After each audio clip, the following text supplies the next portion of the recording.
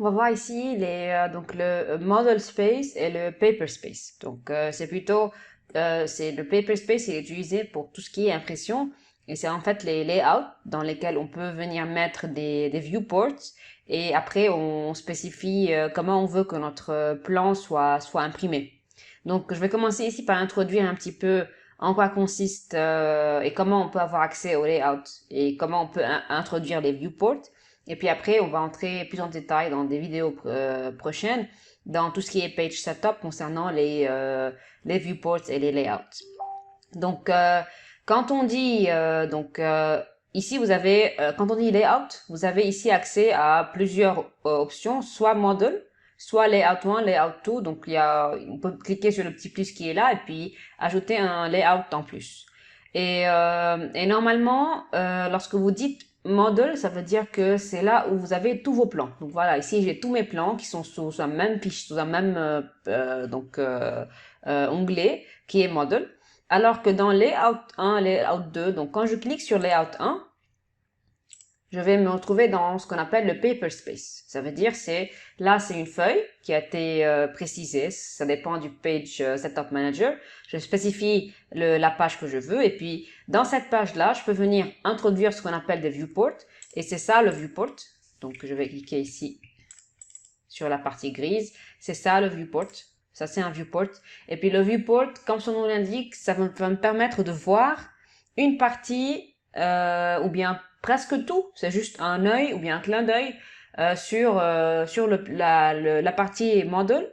Et je peux profiter de ce viewport pour mettre en relief une partie de mon plan que je souhaite imprimer, qui sera uniquement dans ce viewport. Par exemple ici, imaginons que ça, c'est un viewport qui est déjà introduit par défaut dans mon layout. Je peux venir jouer avec comme ça. Je peux venir l'agrandir ou bien le rendre plus petit en cliquant sur les petits carrés bleus. Je peux cliquer sur M, je le sélectionne et je peux le bouger. Je peux cliquer sur Copy, donc CO, je le sélectionne et je le copie. Donc on peut vraiment faire trop de choses. Donc je vais le bouger quand même parce que là, il y a deux qui sont l'un en dessous de l'autre. Voilà, j'aurai maintenant deux viewports. Et donc, voyez là que je suis dans ce qu'on appelle un paper space. Et d'ailleurs, c'est indiqué ici. Je suis dans le paper space. Je peux choisir soit paper, soit model space. Quand je suis dans le paper space, vous voyez bien que lorsque je fais un zoom in ou bien un zoom out, il y a tout qui va se faire, qui va se zoomer. Alors que lorsque je suis dans le model, alors ici, ce qui se passe, c'est que je vais entrer dans chaque viewport tout seul et je peux venir changer et puis faire un zoom ou bien choisir une partie de mon plan de sorte à l'imprimer toute seule. Par exemple, si je viens et je sélectionne ici mon viewport, pour entrer là-dedans, donc je peux faire un double clic. Et maintenant, si je fais un zoom, out, zoom in, vous voyez bien que c'est comme si je suis dans le modèle, dans le model space. Donc, et d'ailleurs, c'est bien indiqué ici que je suis dans le model space. Et donc, je peux venir prendre, donc, imaginons que j'ai envie de présenter dans ce viewport cette région de mon plan. Voilà. Je me limite à ça. Je m'arrête comme ça. Je vais aller voir, ici, vous avez une série d'échelles qu'on peut adopter. Je vais aller voir quelle est l'échelle convenable pour ce viewport. Donc, imaginons que je vais choisir un 1.16, voir ce que ça donne. Non, c'est trop petit. Je vais imaginer, voilà, 1 sur 5, 1 sur 8. Donc, imaginons que ça va très bien. Et donc, voilà, j'ai spécifié mon viewport avec une échelle qui est spéciale à ce viewport seulement. Maintenant, si je reviens donc si je veux sortir déjà de ce viewport, je vais cliquer à l'extérieur sur l'espace en gris. Si je veux maintenant sélectionner ce viewport-là, je vais l'agrandir comme ça. Je peux faire comme je veux. C'est une fenêtre, rappelez-vous, c'est une fenêtre sur le plan Model Space. Donc, je vais maintenant entrer là-dedans. Je vais faire un double clic. Ou bien, on peut aussi cliquer sur Model. Donc, le paper en bas. Donc, vous voyez ici, là, c'était sélectionné avec le dernier. Donc, j'ai tout caché. Il fallait que je sélectionne ce viewport. Donc, si je clique CTRL Z, voilà. Et je clique ici. Et si je clique Model, voilà. Et donc, vous voyez bien que ici, maintenant, je suis dans le modèle de ce viewport qui est en haut. Imaginons que là, j'ai besoin d'avoir tout ce plan entier ici, comme ça. dans cette fenêtre-là. Ce que je vais faire, je vais aller voir quelle est l'échelle qui est convenable, tout en gardant en tête que moi, sur le model space, je dois travailler à l'échelle 1 sur 1. Donc, je dois quand même respecter ceci. Donc ça me convient. Ce que je peux faire pour arranger tout ça, je vais sortir du viewport. Je vais sélectionner mon viewport ici et puis je vais l'agrandir un peu pour faire apparaître le reste du plan. Comme ça. Et d'en bas aussi. Donc, ça et comme ça. Voilà. Donc, on arrange comme ça nos viewports. Je vais mettre ceci de côté comme ça. Et on modifie de cette manière-là nos viewports. Il suffit juste de sélectionner, je rentre, je fais un double clic, ou bien je peux cliquer ici sur Model ou bien Paper Space. Et si je veux sortir, je clique soit sur l'espace gris, soit je reclique sur le bouton en bas pour repasser dans l'espace Paper. Et donc je fais un zoom in, zoom out comme je veux. Donc si je vous remontre, donc là j'ai dû cliquer, ça m'a remis automatiquement dans le modèle. Si je retourne, donc je regarde ici et là. Donc, si je viens et je sélectionne, donc je suis à l'intérieur maintenant, vous avez ici à droite des outils que vous pouvez utiliser. Donc, si je clique sur Pan, je peux venir bouger comme ça mon plan. Et les autres aussi, donc Zoom Extend, ce qu'on avait déjà vu dans d'autres vidéos.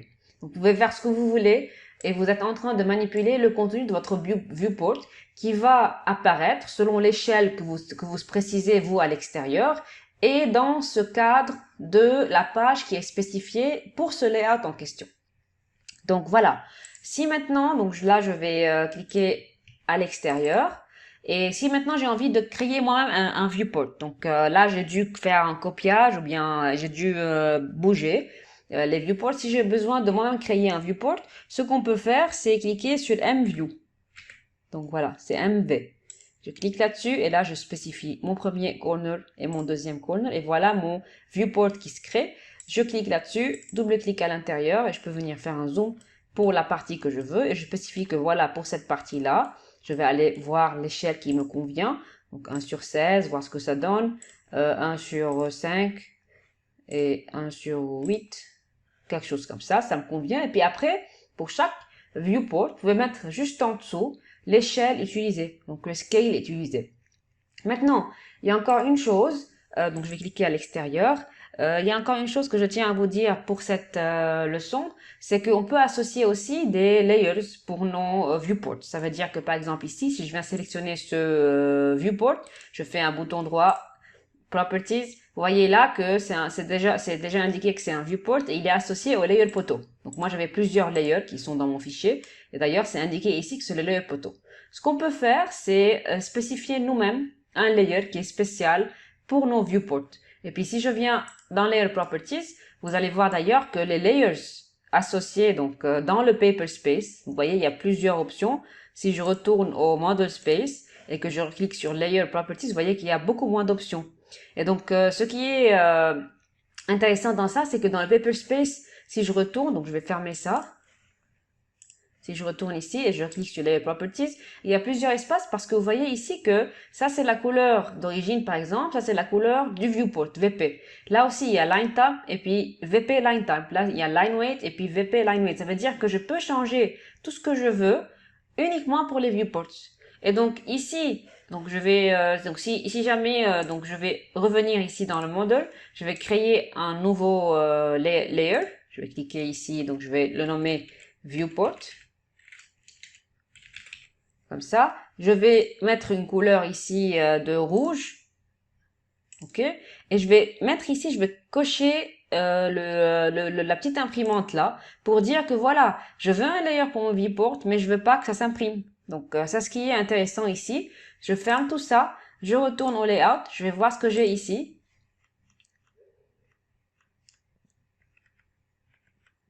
Donc voilà mon viewport.